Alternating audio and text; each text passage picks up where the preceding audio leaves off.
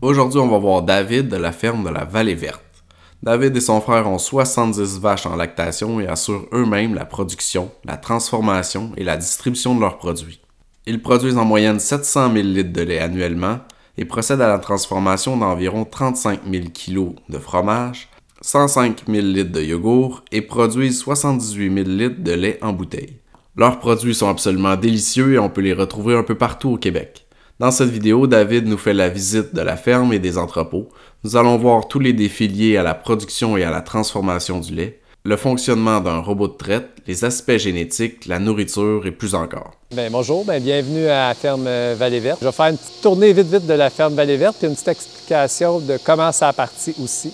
Ça a parti avec mon grand-père, ma grand-mère, une agriculture de base de subsistance, le poules, cochons, jardin, l'érablière, puis bûcher du bois l'hiver pour arriver.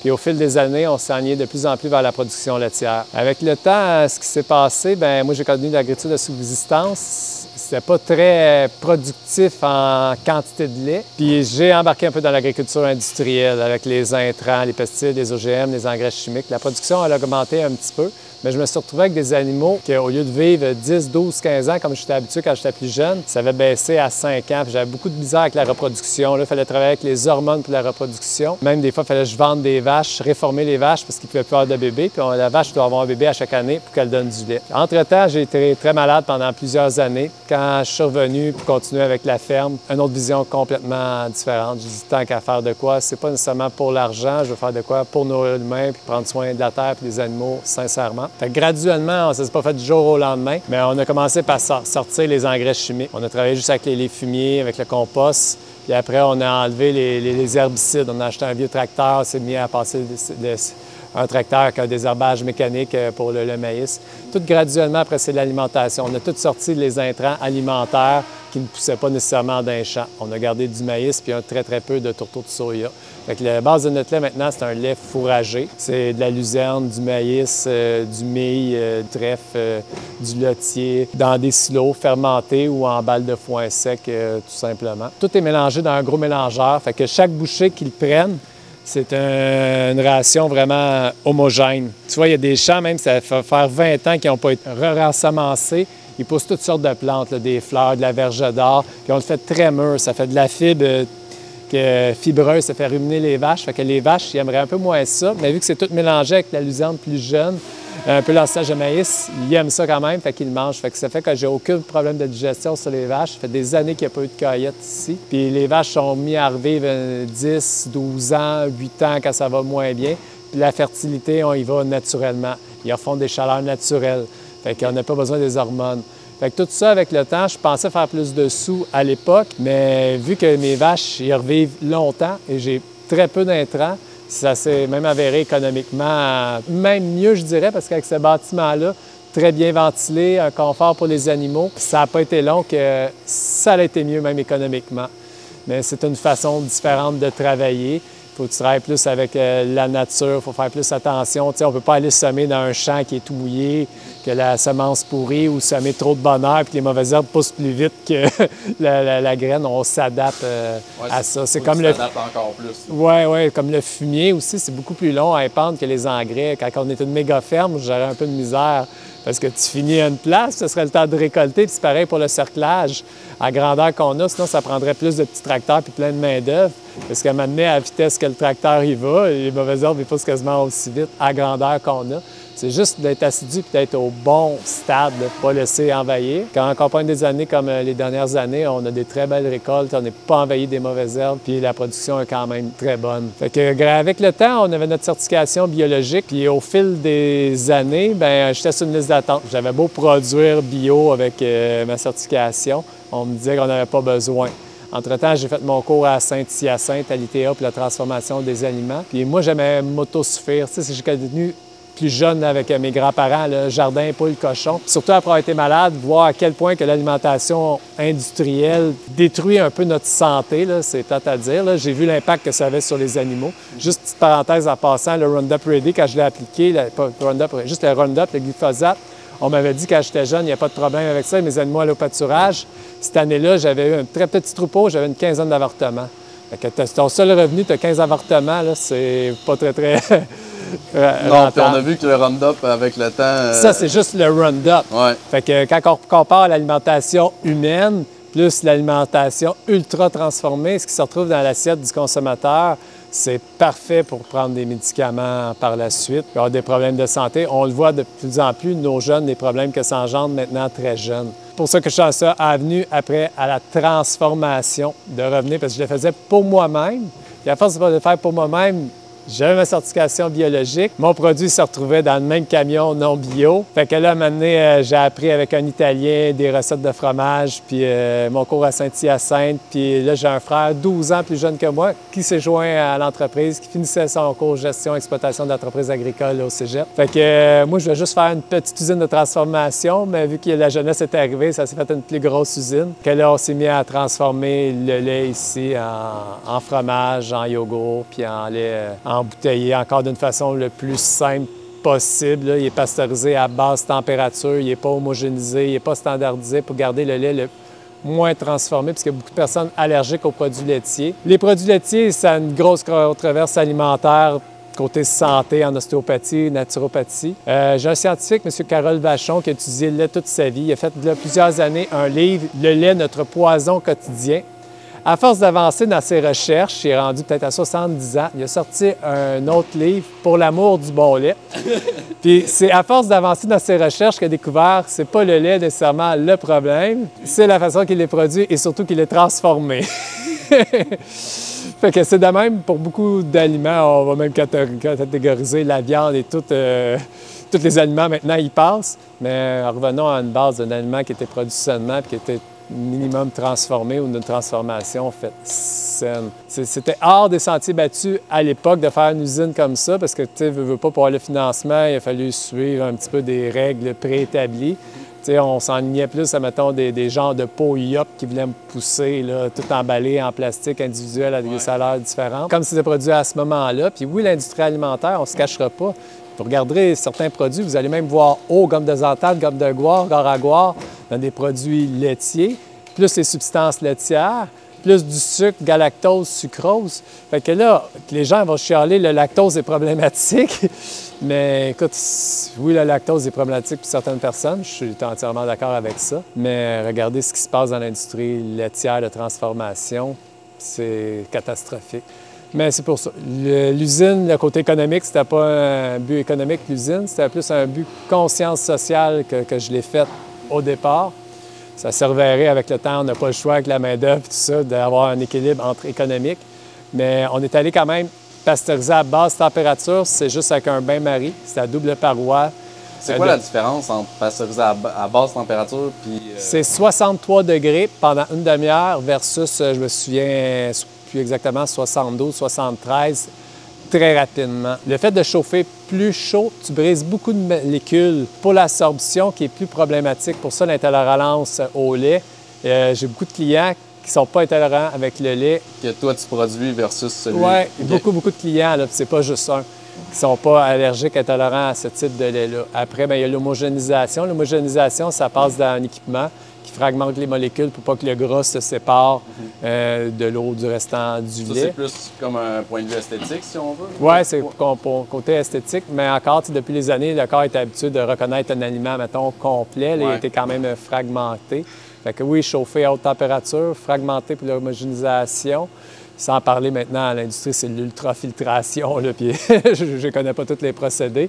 Puis après, bien, il y a la standardisation, l'industrie laitière de transformation. Nous, le lait, il sort maintenant à 4,4, 4 de gras selon l'année, le cycle de lactation de la vache. Mais l'industrie laitière va leur sandiser, va leur baisser à 3, 3,2, 2 1 Fait que ce gras-là, il va le réutiliser pour mettre faire du beurre ou d'autres industries. Fait que parce que c'est rentable, il va nous payer le prix d'un litre, mettons 90 sous, mais il va retirer ce gras-là pour pouvoir le revendre, faire d'autres produits.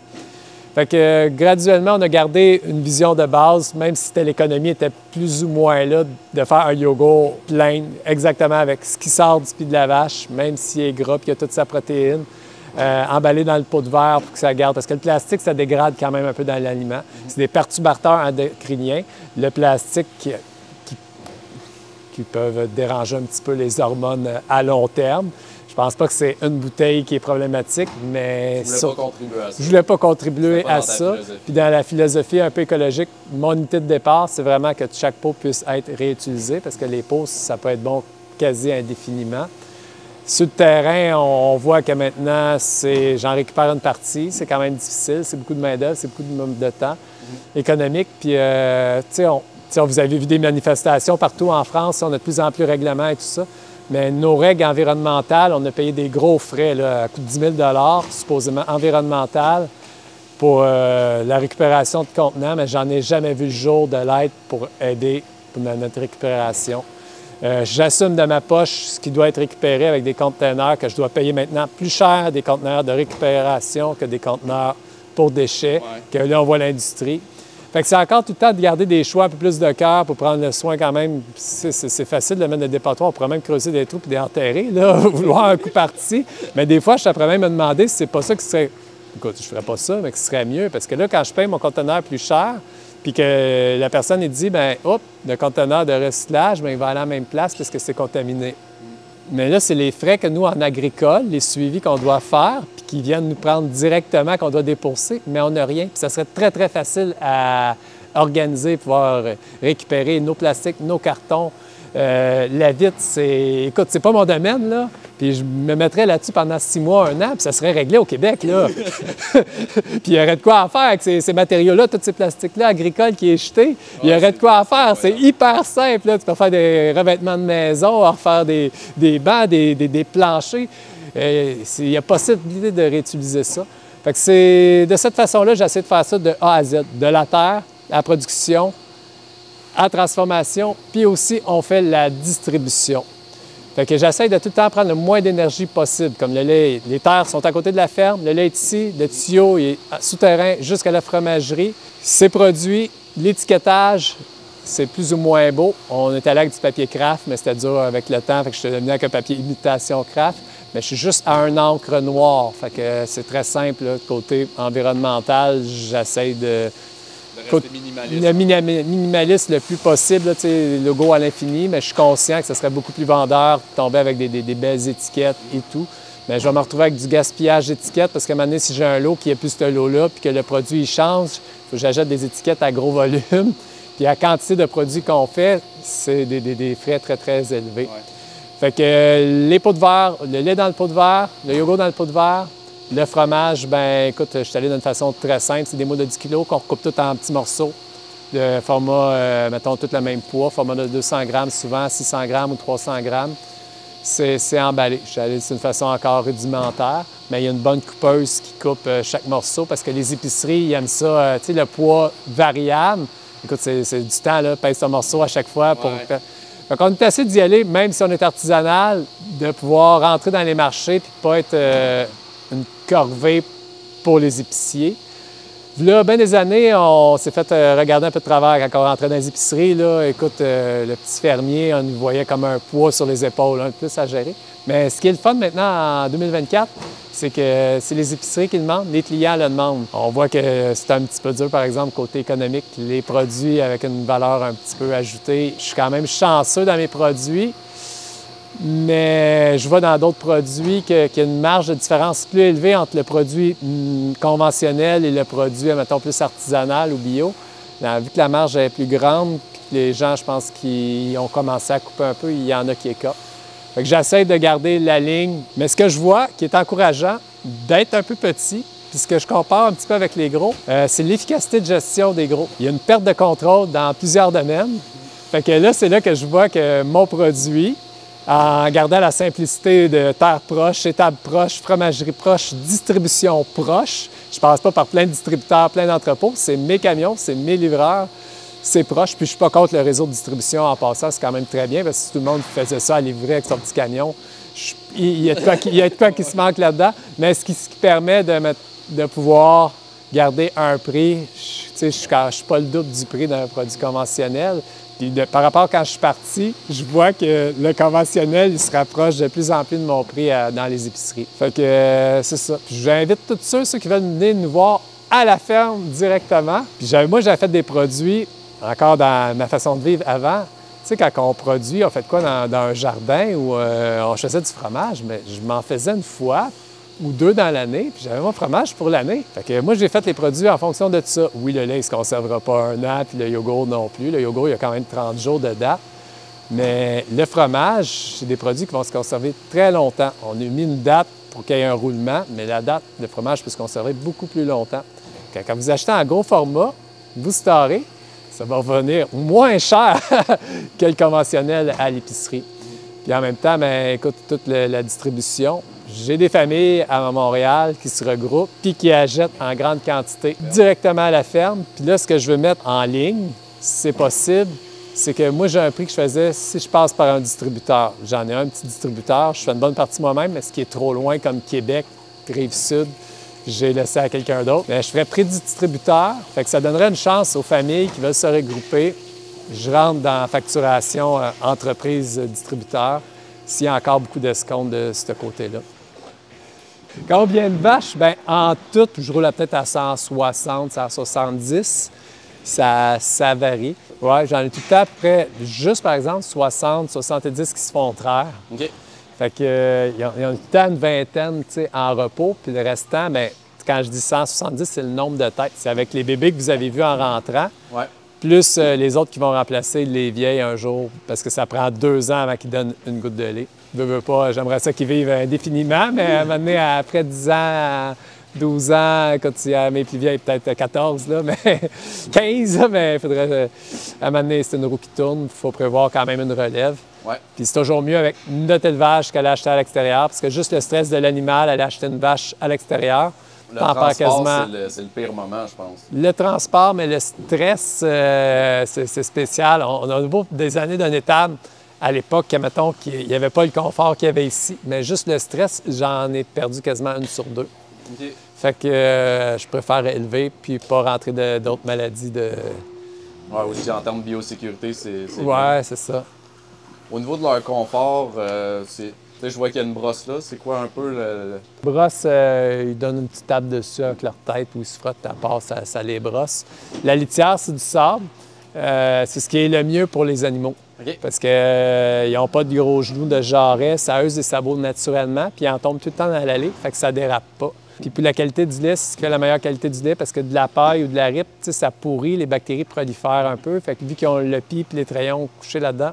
Ouais, le sable, c'est comme plus neutre, c'est pas un espace où il y a des bactéries. Non, ça peut pas pourrir, puis la façon qu'ils sont faites, si jamais il y a un petit peu d'urine dedans, il y a un trou, que ça passe au travers le sable, puis que ça va ressortir en dessous, tomber dans l'allée. C'est un cauchemar quand même pour le fermier parce que ça use tout, là. Ça use la gratte, les nettoyeurs, les pompes à fumier. Ça sort pas de la pompe à fumier, il faut le ressortir avec de la fosse à fumier. Le petit inconvénient, bien écoute, pour le fumier, c'est le meilleur fumier quand il y a de la paille. C'est ça que je trouve un petit peu plate de ce côté-là. Mais écoute, pour la santé des vaches, puis je chauffe une couple de vaches par année aussi parce que vu qu'ils ne glissent pas, quand ils sont en chaleur, vu qu'ils font encore des chaleurs naturelles, des vaches, c'est quand même rendu gros. Les vaches, ils ont quand même doublé de poids depuis que je suis tout petit là, avec la génétique, puis ils font plus que 2 puis 3 fois de lait qu'à l'époque. Fait que quand ils sont en chaleur puis qu'ils jouent sur un plancher un peu humide, quand il n'y a pas de sable, bien, ils font comme Bambi. Mais une vache à 800 kg qui fait Bambi, elle ne le fait pas 2-3 fois. Là. Fait que le fait qu'il est sur le sable, mais même s'ils jouent, bien, ils sont capables de pas tomber en général. Fait que c'est très rare qu'ils se blessent là, parce que ça a glissé grâce au sable. Okay. Fait que l'étable, on l'a même pas conçu sur le sable, on l'a tout rechangé pour le remettre sur le sable. Fait que ça, on a vu vraiment la différence, l'impact que ça a eu. Les robots de traite, c'est 2 robots de traite. En général, c'est un investissement encore là qui est là. Juste un au troupeau qu'on a suffit. Ça serait suffisant, oui? Oui. Mais ça crée une compétition entre les vaches. Okay. Fait que quand une vache qui a une compétition, quand elle attend pour aller se faire traire, puis qu'il y a une autre vache, elle va venir gorger un peu de lait, c'est plus un peu risqué de mamite ou de qualité du lait un peu moins bonne.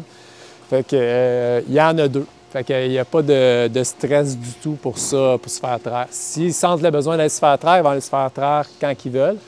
Il y a du temps de libre en masse pour les appareils de traite pour se faire traire. C'est pareil pour manger. Ils ont le choix de manger, se faire traire ou aller à la plage de sable, se coucher ou se faire brosser à la brosse. L'alimentation, comme je vous ai montré tantôt, c'est un mélange d'ensilage de foin luzerne. La luzerne, ce qui est un peu plus fin, là, très fin. Du mil, là, tu vois ici, il y a un brin de mil. Là. Le trèfle, un coup, on ne le voit plus vraiment. Il y a le foin sec aussi qui est dedans. Il y a mes vieux champs aussi, comme je vous parlais, là, que c'est vraiment quasiment de la fibre, de la broche. Puis l'ensilage de maïs, c'est la plante de maïs au complet qui est passée dans une fourragère avec des rouleaux craqueurs pour être assuré que tout le maïs soit quand même broyé, parce que si on le donne aux vaches puis il ressort en arrière en fumier, ouais, ça ne donne pas grand-chose. C'est quand même très important que le taux d'humidité soit bien respecté, les longueurs de fibres soient bien respectées, puis l'équilibre énergie-protéines soit bien respecté. Au robot de traite, on a installé des équipements, c'est un peu old-made si on veut, parce qu'on ne voulait pas travailler avec les suppléments commerciaux.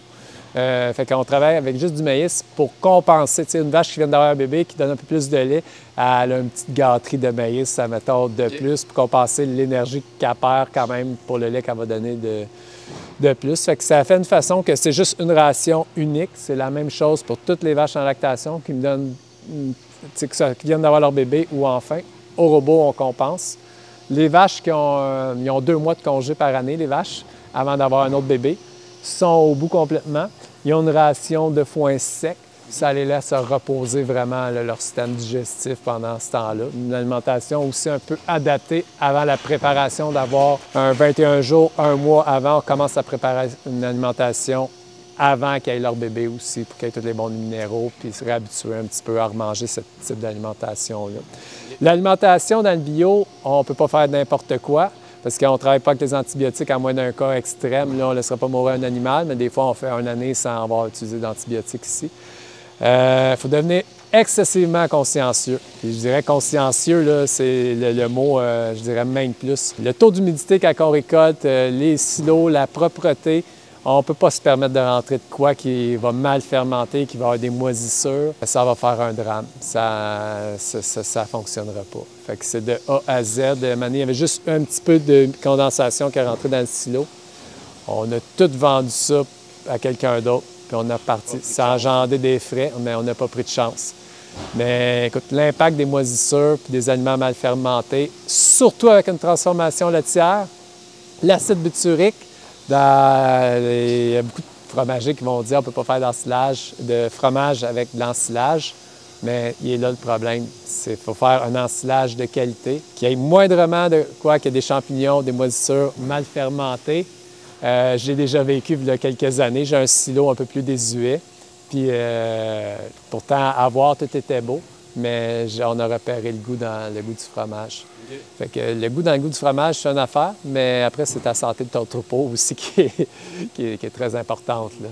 Mais je pense pas que mon silo, c'est la santé du troupeau, mais juste cet acide butyrique-là, c'est peut-être acceptable pour les vaches en petite quantité, mais en transformation, beaucoup moins, on veut pas ça. Fait que c'est toutes des choses, il faut être plus assidu, comme dans les champs. Tu ne peux pas planter au printemps à n'importe quelle date, comme je disais tantôt. On attend à la dernière minute, puis là, ça presse parce que la saison est quand même courte au Québec. Fait qu'avoir des fermes gigantesques, il y aurait un problème. Les gigantesques fermes, ils commencent très tôt, ils peuvent semer, la terre est encore froide, puis c'est dans la boîte. Puis ils ont des semences avec les fongicides pour pas qu'ils pourrissent dessus. Puis les mauvaises herbes, ils poussent en même temps, mais c'est pas grave, il y a le Roundup Ready qu'ils mettent par-dessus, puis la plante a résistance à ce Roundup-là. Maintenant, la plante, mettons ton maïs, ou elle peut pousser quand même si tu arroses. Fait que c'est ça, cette conscienciosité-là, de faire un petit peu attention, de partir quand tu plantes, à ta récolte, à la gestion de troupeau. Puis après, bien, l'hygiène jusqu'à la fromagerie, ça prend une hygiène là, irréprochable, parce que tu ne peux pas te permettre d'avoir un petit peu de pierre de lait qui commence à se cumuler dans un échangeur à plaques ou dans un tuyau. Mais ça, c'est des choses banales. C'est les années qui rentrent dedans parce que juste une température de tank à eau chaude inadéquate va causer un paquet de problèmes. Fait que quand on vend, mettons, dans un camion en fédération, quand c'est tellement transformé, standardisé, au pire, tu fais perdre tes primes de qualité du lait. Si vraiment tu es extrême, bien, ils vont arrêter de prendre ton lait. Ça, c'est correct. Mais moi, si je fais juste perdre mes primes de qualité de lait, j'ai déjà des problèmes. Ouais. Fait que ça prend un suivi très minutieux, là. Même juste un savon, des fois, il faut chercher longtemps. Ça m'est déjà arrivé que ces bactéries commençaient à monter un peu. C'est juste un savon qui était non efficace. Pourtant, le baril est bon, la date est bonne, mais il y a eu un problème avec ce lot de savon-là. Fait que, tu sais, des fois, on cherche longtemps. Fait que c'est des défis quand on transforme, là.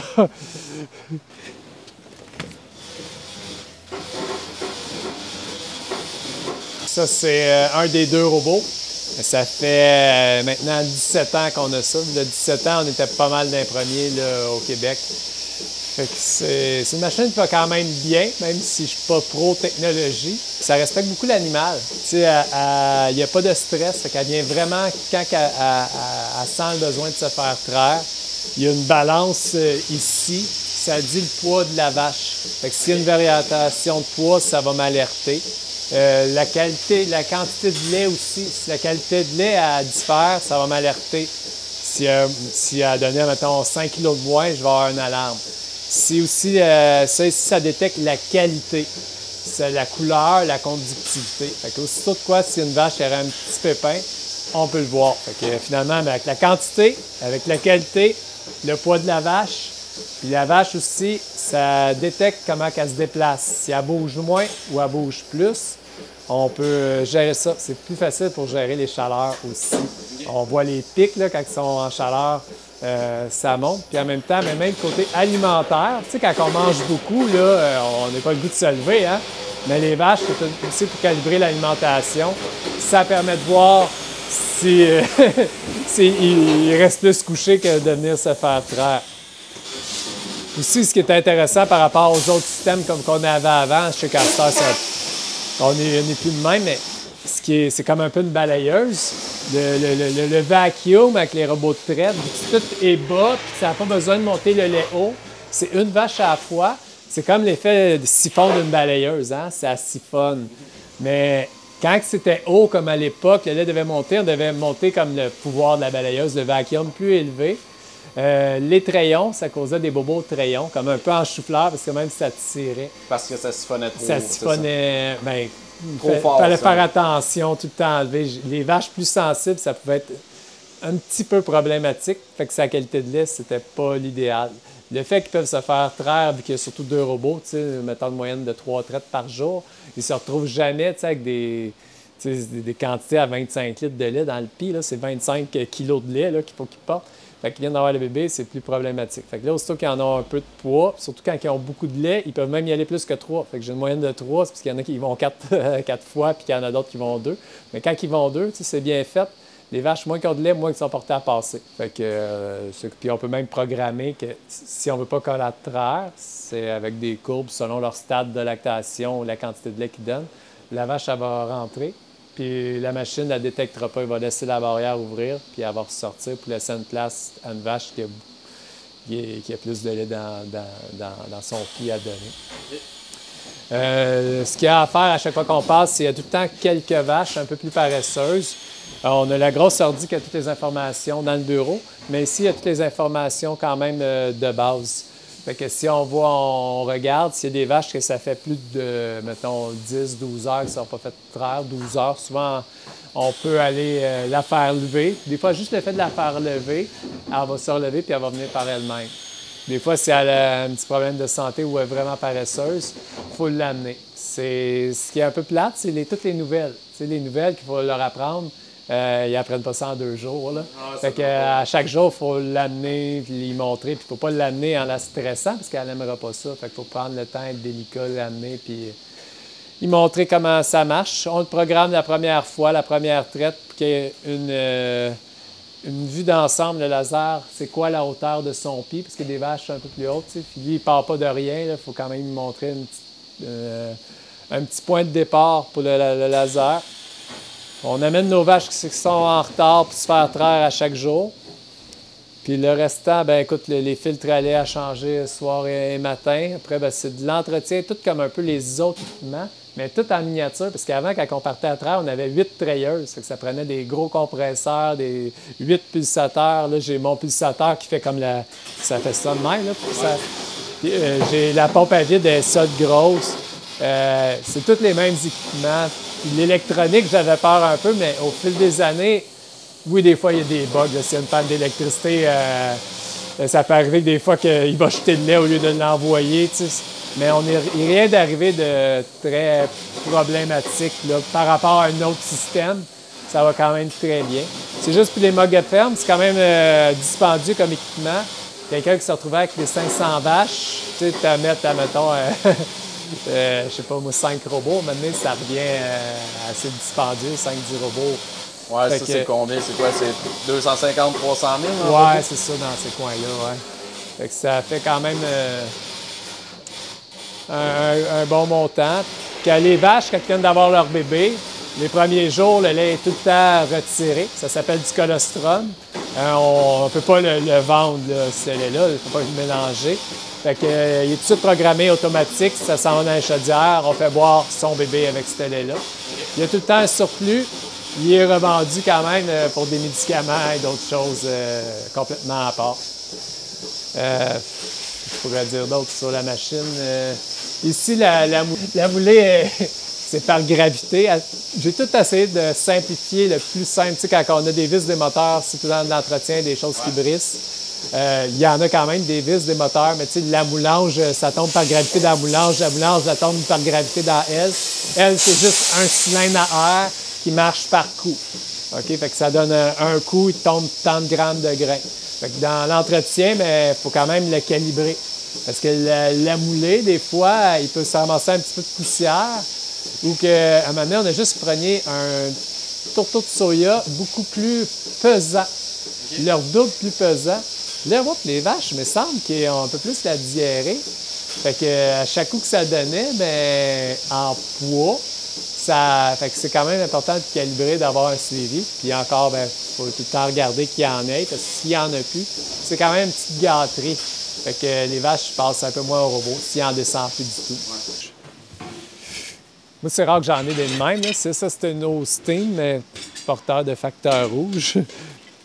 C'est nos petits bébés. On garde les femelles pour remplacer nos plus vieilles. On essaie de garder la génétique, c'est un peu comme une humain, tu sais, un qui est grand, il va être grand, mais on essaie de garder une bonne productrice laitière, de les meilleures mamans.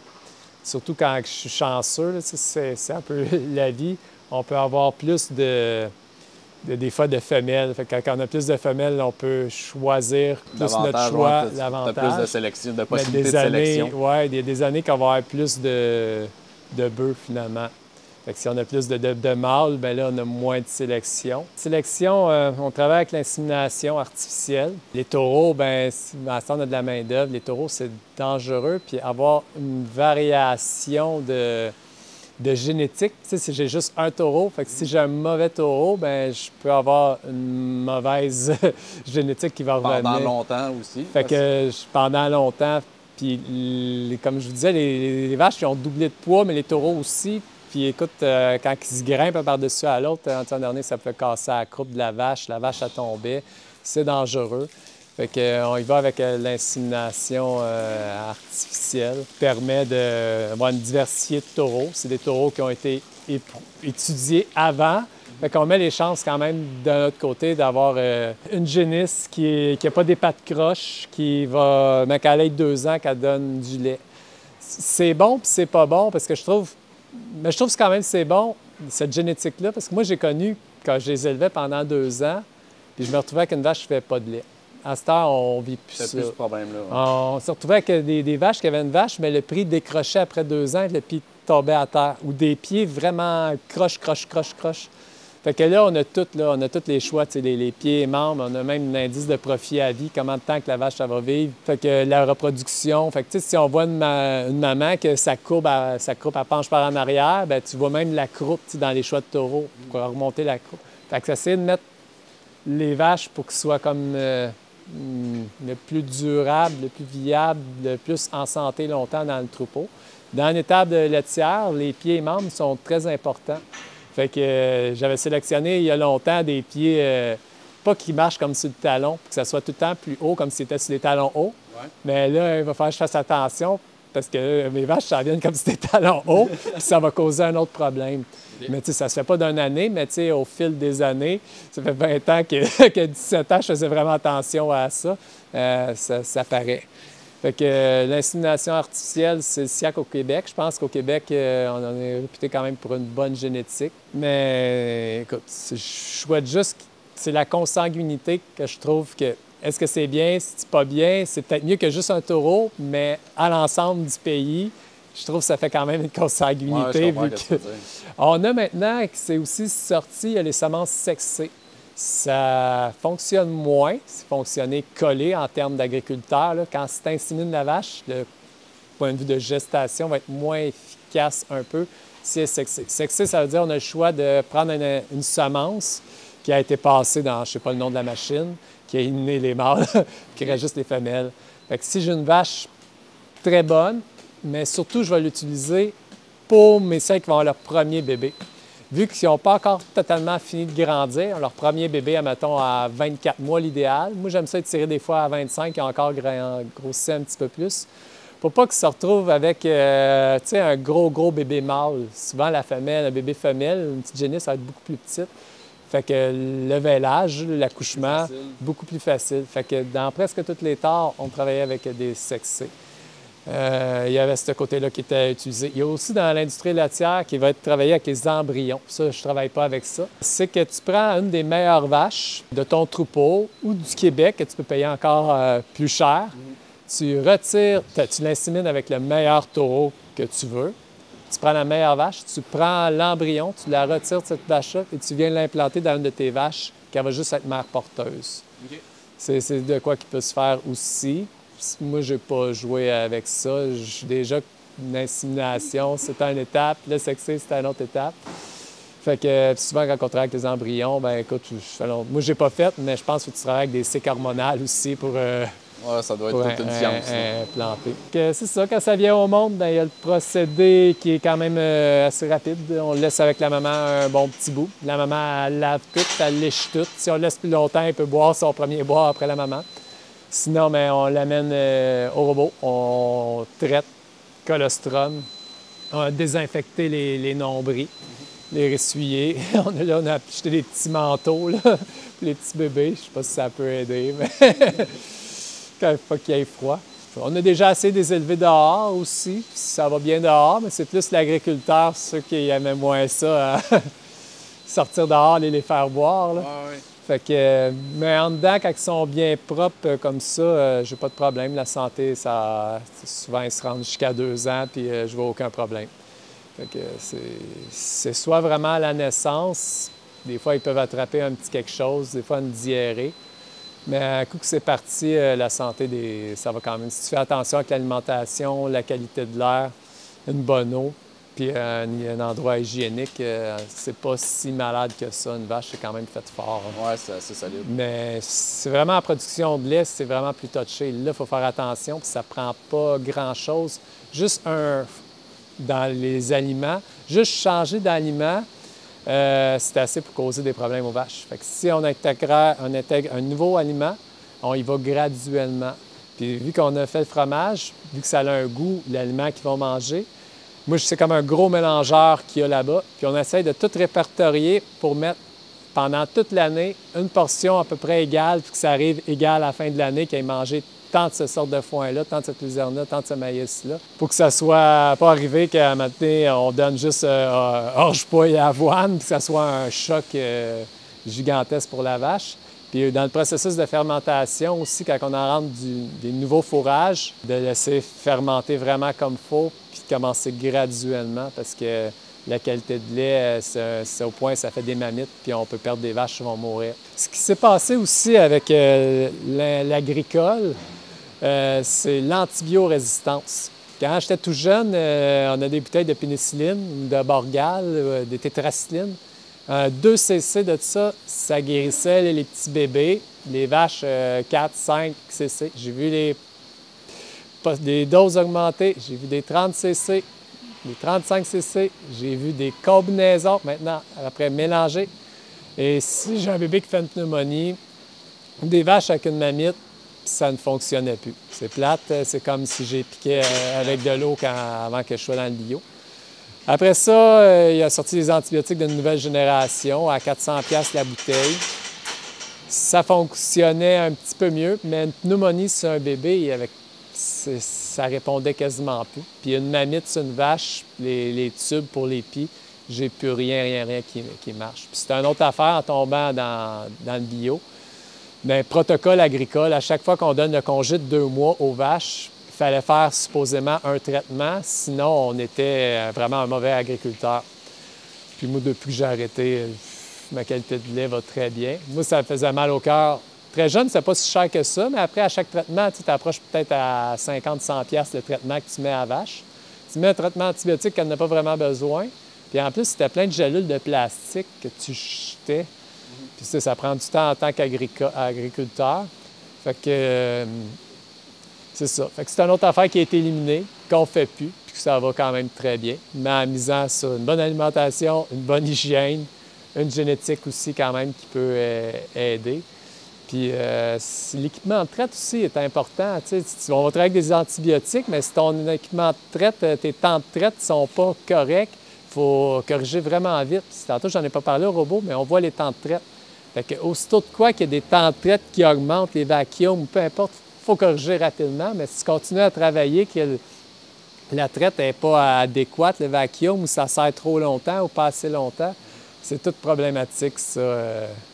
Puis la qualité du lait. Mais quand tu élimines tout ça, bien, pas besoin d'antibiotiques. Puis après, bien, c'est l'alimentation. Ça prend pas grand-chose, puis c'est pas juste une vache qui tombe malade. Si on fait pas attention, on récolte puis on donne ces aliments-là, je vais avoir 10-15 vaches qui vont être malades de l'achat. Mais 10-15 vaches, une vache qui baisse en production, elle ne remontera jamais. Elle va remonter un peu, mais pas au seuil qu'elle était. Pas au seuil qu'elle était. Puis c'est pas agréable. Puis en transformant en plus...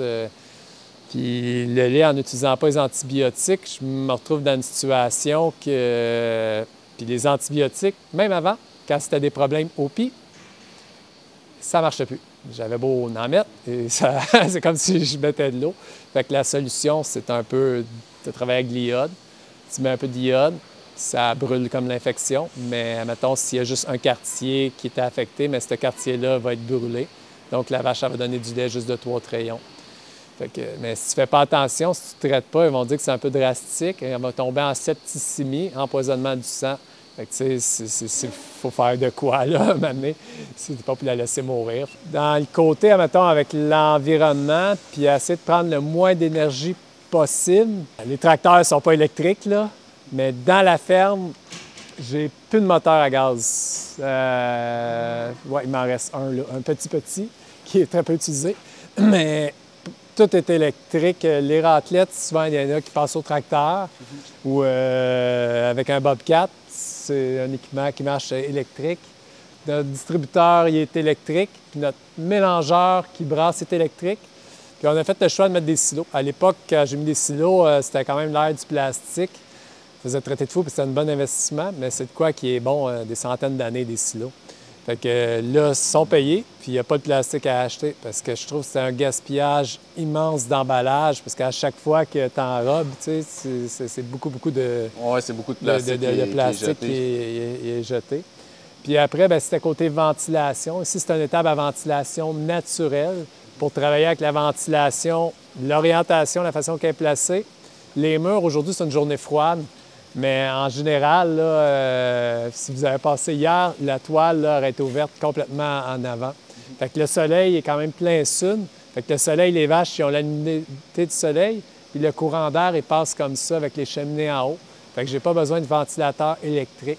Il y en a d'autres qui ont été installés en haut, mais eux autres, ils consomment très peu d'énergie. Ça fait la circulation d'air. Une ferme comme ça, avec des ventilateurs électriques, vraiment avec des murs fermés, c'est plusieurs milliers de dollars par mois. En facture d'électricité. Oui, c'est des gros moteurs qui marchent. C'est un bruit. J'aime ça quand même, le cam. Là. Je ne sais pas si vous entendez cette vidéo. C'est quand même silencieux dans l'étable. Il n'y a pas de bruit de moteur là, agressant. Puis en même temps, bien, le soleil qui rentre, pour moi, le soleil, c'est quand même bon. Là, nous autres, on dit la vitamine D et tout. Mais le soleil est un petit peu... il rentre là, quand les toiles sont hauts. Fait que les vaches, ils reçoivent les rayons du soleil. Là.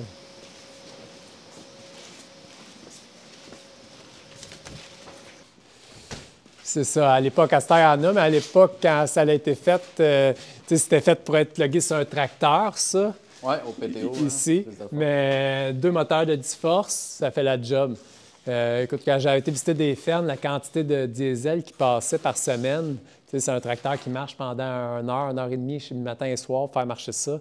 Moi, j'ai mis électrique, puis il est un peu en alternance. Fait que, il arrête fait que quand il est plein. Puis j'ai essayé pas que ça brasse trop longtemps. Mes affaires sont quand même, on a une presse qui est hache.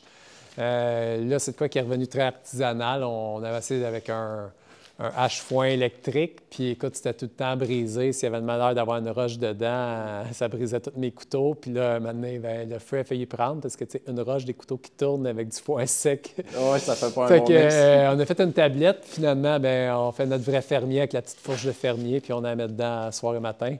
Okay. Puis le restant, c'est ça, c'est les silos. Il y en a beaucoup de starés là-dedans, dans l'ensilage de foin, l'ensilage de maïs. Quand on travaille avec les silos. Le petit en plastique, c'est juste du sel, c'est des minéraux. Puis il y en a un autre, il y a un petit peu d'orge en arrière là, aussi. Là. Fait que là, c'est au shipping, on arrive à la fin, c'est là que les produits sortent. On a 2 transits de véhicules de livraison, plus un cube qu'on livre aux palettes. Les fermes Lufa à Montréal, c'est quand même un bon client. Puis il relivre directement à les familles. Il va tout chercher les produits des fermiers, mettons, comme ici. Ouais. Puis il redistribue. Fait que je trouve que c'est quand même un très beau modèle. Fait que ça, c'est une des chambres froides. Je vais vous faire visiter. Et c'est ça, nos formats de fromage, quand on les produit, ils sont en format de 10 kg. On fait des saveurs différentes.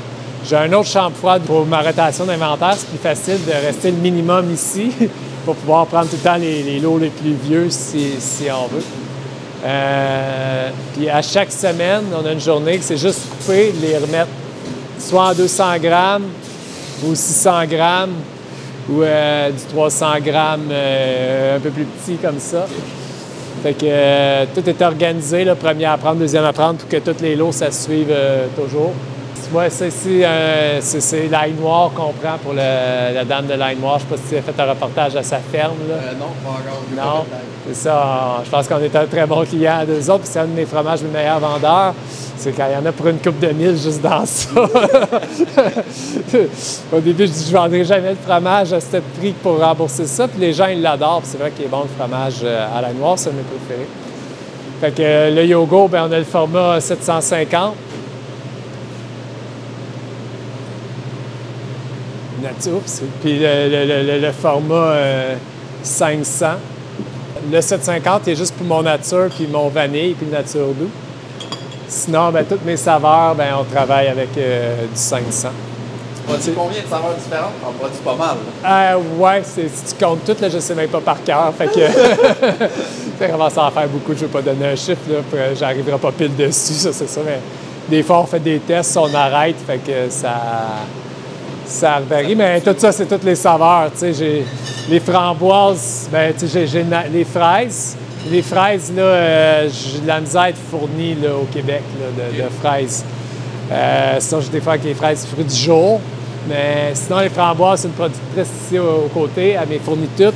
Elle n'est pas certifiée bio, mais elle travaille avec du compost. Puis là, cette année, elle me dit elle était capable de tout faire ça en année sans même arroser une fois.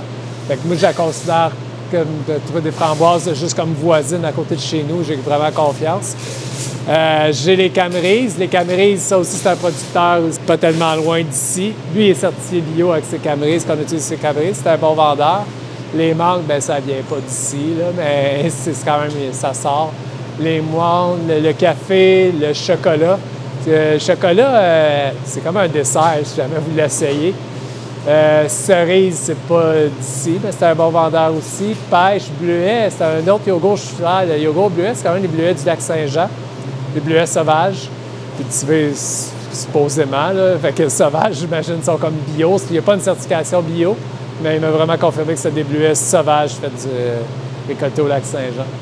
Fait que ça, on achète ça là, à grosse palette. Là, ouais. Fruits des champs, c'est un mélange de fruits. Les canneberges, c'est des canneberges, c'est Océan Spray, mais c'est québécois là, quand même. Fait que, mais il faudrait que je trouve des canneberges bio à un moment donné. Je sais pas si je pourrais en avoir au Québec. Là. Fait que, puis on a l'érablière aussi. Fait que, il y en a un au sucre d'érable qui est un très bon vendeur aussi. C'est le sucre qu'on transforme en notre sirop. Okay. Le bacon, c'est le bacon du porc du 4e rang, producteur d'ici à côté. Le fromage à la bière, c'est le très carré. Okay. La brasserie très carré. J'essaie de tout qu'on se tienne un peu ensemble avec nos producteurs proches. Fait que c'est sûr que j'en ai une couple que j'essaie de relancer dans certaines épices, comme de la ciboulette, je pense que ça pousserait bien au Québec. De trouver une productrice qui peut me faire de la ciboulette, ça me ferait plaisir de l'encourager aussi. L'ail, tu vois, le fromage à l'ail, c'est de l'ail d'une productrice d'ici aussi. C'est la même qui me fait l'ail noir. Fait que, c'est ça, il y a un coût un peu plus, mais on essaie de se tenir en tant qu'agriculteur. Merci à tous les membres qui soutiennent financièrement le projet de partage via l'abonnement payant.